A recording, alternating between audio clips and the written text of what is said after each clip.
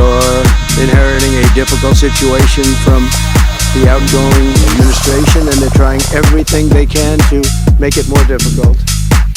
Inflation is continuing to rage, and interest rates are far too high. January 20th will turn the economy around very quickly, because right now when I think of our economy, I think about inflation. That's what we have. We have inflation, I believe, at a level that we never had before. All right, very interesting that he would say that, and I think very realistic. Joining us now to talk about it, Tony Antoni, economist at the Heritage Foundation and Unleash Prosperity, and the great Art Laffer, former Reagan economist and co-author of The Trump Economic Miracle with Steve Moore. Gentlemen, welcome. I mean, EJ, I think it was interesting, Mr. Trump being very realistic going in about the continued Biden inflation problem and the fact that, long-term interest rates are a lot higher than Trump, or pretty much anybody else wants. He's being very realistic, EJ. What do you make of that? Larry, I think that's absolutely right. He's being very realistic in his assessment of the situation. We had a Treasury auction today that had the highest yields in well over a decade, and that's despite the fact that the Fed has cut 100 basis points recently. So clearly, we have some difficulties here in terms of credit markets. And we should point out that both the inflation that Trump referenced as well as the high interest rates are due to the same thing, which is the overspending that we've seen under the Biden administration.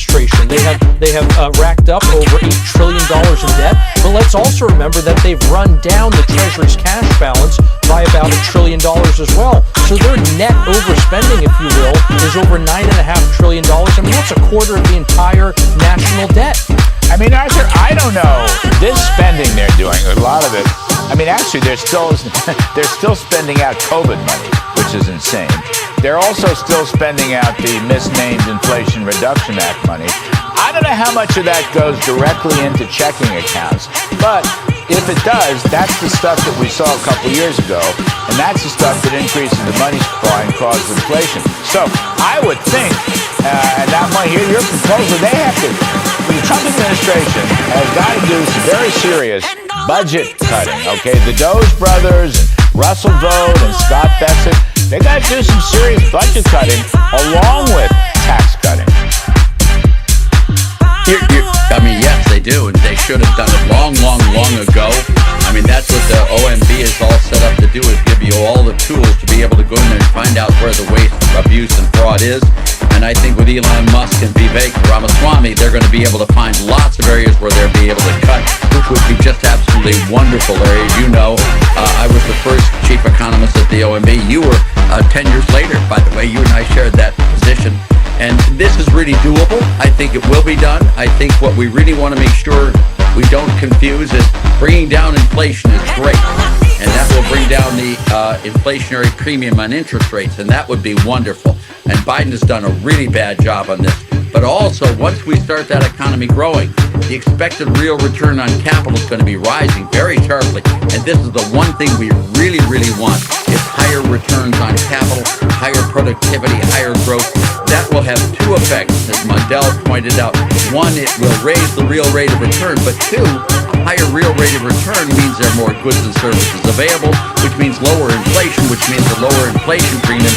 Right around now, I'm not sure which of these two factors plays the most important role, but we do need to get inflation under control, and for that, I would look very much at Powell and the Fed, and we do not. That's one of the 7 positions of political power we do not have control of yet. Well, Powell is sitting there with the same Fed, and it's still a mistake. All right, hang on. But EJ, I want to go back to you on this, because one of the reasons that I'm crusading, if you will, for one big, beautiful bill is that I think lower tax rates, extending them or adding to them, as in the case of the corporate tax, the 50% tax, things like no taxes on cash tips and overtime. Anyway, lower taxes and deregulation, supply-side policies, which produce more goods and services, that will help to bring down inflation and will help to curb the Fed's mistakes and the Biden-esque mistakes. I mean, that's one of my arguments. Let's not wait. Let's get it in, not only to get get a blue-collar boom going right away this year, but also to curb the Bidenflation, EJ. I don't think that argument gets enough currency, but it's important.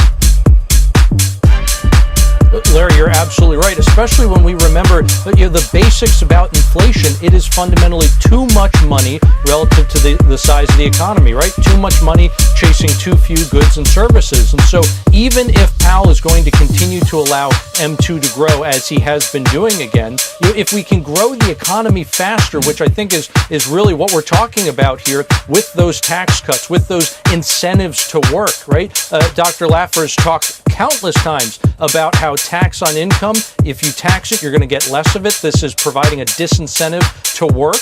And so if you can lower those taxes or get rid of them entirely with things like no tax on tip and no tax on overtime, then you will get more of those things. You will get a more productive economy, a more productive labor force. The economy will grow. And if you grow it faster than the money supply, you will bring down inflation. Absolutely. And I think this is also a key reason why the president is pushing so hard for an increase in energy production, because that will also grow the economy, except that on top of that, you kind of get a double payout here, if you will, because it's also going to bring down prices throughout the economy. Right. Energy is a ubiquitous input for all goods and services. You bring down those prices, you bring down prices everywhere.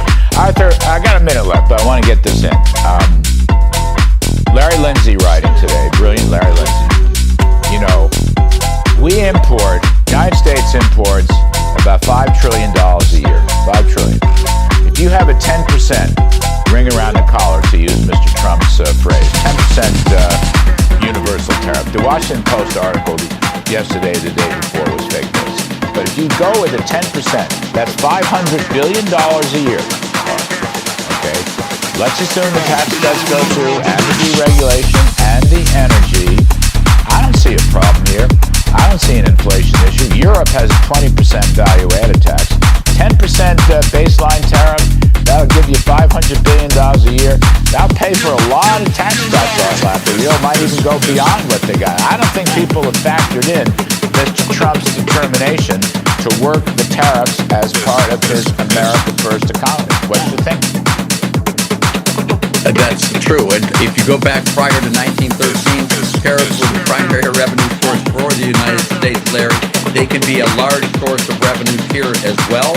They can be. They have to be broad-based. They can't be discriminatory or protective or that type of stuff. But yeah, if it's used to cut income taxes, and especially progressive income taxes and corporate taxes, I think it's a great trade-off with regard to taxes. I mean, it's just the right way to do it. But no one should ever eliminate taxes on imported products as a revenue source. What most people really worry about is discriminatory taxes there to protect domestic industries.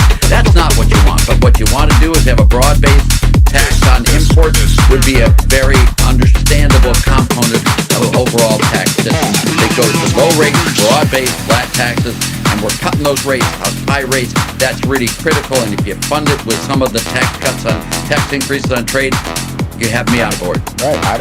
I don't think that tariff piece has been fully factored into the discussion. EJ, I'm sorry we're out of time, but you're both terrific, EJ Antoni and Arthur Laffer.